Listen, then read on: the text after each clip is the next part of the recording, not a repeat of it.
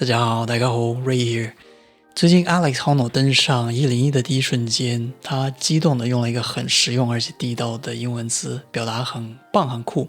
所以我想今天和大家聊一下2026年目前老外一般是在日常生活中怎么样去地道的表达很酷很棒很赞。The expression that Alex uses is this one. And of course he doesn't mean sick in the literal sense of the word. It's actually a common expression that means 很酷很棒. So he was probably trying to say that the view from the top was sick. And if you want to say 很酷很棒 in English, and if you want to avoid the boring choices like great or cool, of course you could say something like amazing or awesome or incredible, which definitely will get the job done, but some people will consider these still a little bit textbookish or generic or overused. And something like sick is a trendy native level expression. It can describe anything impressive, really, like scenery, music, clothes, cars, experiences. If you know any Japanese, it's kind of like yabai, which literally means dangerous, but is often used to mean cool or fun in a trendy way. But bear in mind, sick is a casual expression, so I would say avoid using it in interviews or any kind of formal writing. Otherwise, in everyday conversation, it is widely used and accepted, so it's very safe. It's also used by different age groups, and plus it has a pretty friendly vibe, so a lot of people often use it as a compliment. And this is a sick car. That's a sick car right there too. It has been around for a long time and people still use it naturally in 2026, so it doesn't sound dated, unlike some other expressions that we will see later. Okay, and what are some other native level alternatives for saying 很棒很酷 in casual daily English? Another very similar one is killer. We're going to show you a killer house. And when I say a killer house, this is very unique, very wild, and very fun. We are in the heart of Hollywood. Now, the idea behind this word is that something is so cool, so impressive that it kills the competition. And just like sick, it also pretty much works for describing everything. And it's also been around for a very long time, and it's used by all age groups, I would say. Some people might find it slightly edgy because of the literal meaning of the word kill, but I would say as long as you say something is killer and not the killer, then you're fine. And in terms of formal contexts, I would say killer is borderline. If you think you're talking with very cool, open-minded people, then I think it's passable, it's okay. But if you want to be safe, then maybe avoid it. Okay, another one you might hear or have learned before is the word lit. Like these grocery stores are really, really lit. Tons and tons and tons of weeby stuff here. Dragon Ball Z puzzle. You can buy a Dragon Ball Super puzzle at the grocery store in Japan. That's really lit. We got that. So lit means literally something that was lit by fire. 什么东西被点燃了，它是一个被动语态. Lit means exciting and energetic, especially referring to events like parties. And it became extremely popular around 2015 to 2020 with younger people. I really hope this party is lit, y'all. Should we go right now or in the next 2 minutes, y'all? Let me know, chat. Are you guys having fun? Are we? This party is lit, Charlie. Best party of the year, hands down. Thank you.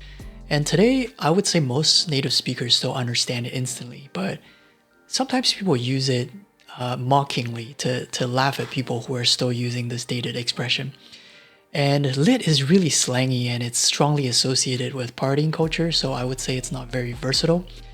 And I wouldn't recommend using it in 2026. Okay, and here's a much more current alternative for you, and it's fire. Dude, it's so good. That song is fire, but also just taking beats in my head and changing it to beats in my heart is fantastic. I just see they ain't running. By the way, Laura, that outfit is fire. Just wanted to tell you that. Yeah, Now, fire is very similar to lit in meaning, but the difference is that it's still extremely common right now and has become almost 老外's daily vocabulary, I would say. I hear it everywhere, especially with younger people. It's still trending heavily on platforms like TikTok, Instagram, and YouTube.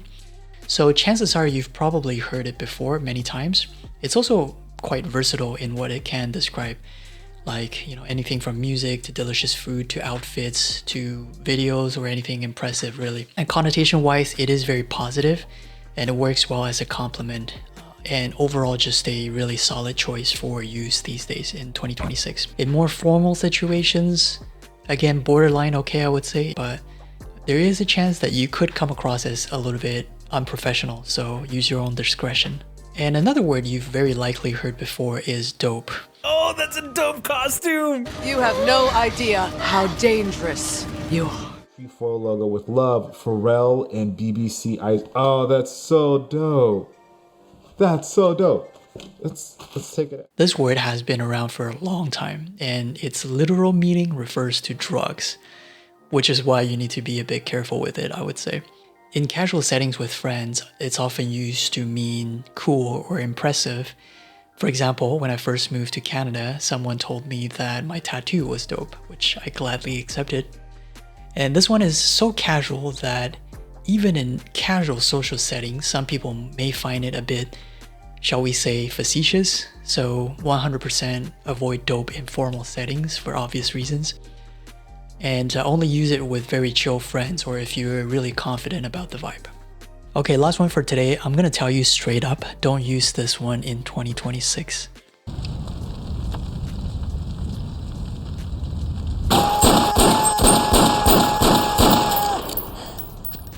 Tight.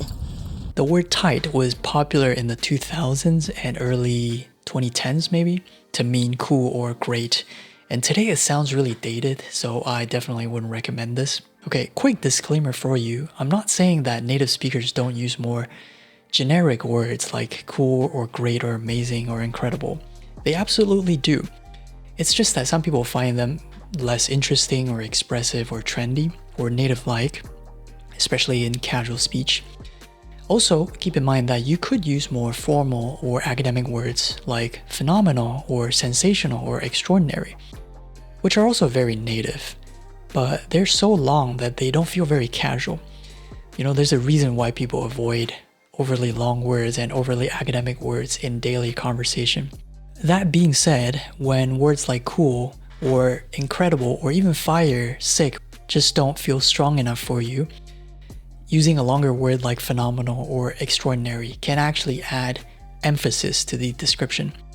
It's almost like the length of the word is directly proportional to how impressive it sounds. To wrap up, from my many years of learning and teaching English, once again, connotation and usage context are absolutely key when building your vocabulary. And a huge part of sounding native doesn't come from knowing more words, but from knowing when, where, and how to use them appropriately. 我在这里会继续分享我从小在海外生活多年学到的纯正英文秘诀，所以大家欢迎关注 and let's hang out again in the next one.